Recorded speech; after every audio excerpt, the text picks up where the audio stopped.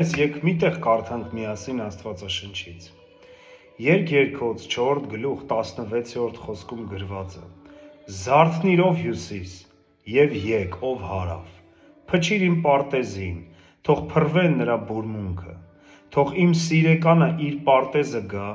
և ուտի նրա պատվական պտուղները։ Գիտես, պատվական պտուղ տալու համար պետք է լինես պատվական անոթ։ Իսկ սիրեկանը Տեր Հիսուսն է, ով այցելում է դեպի քեզ, քո պարտեզը, որտեղ նա է հենց ցանել իր աստվածային սերմերը և ակնկալում է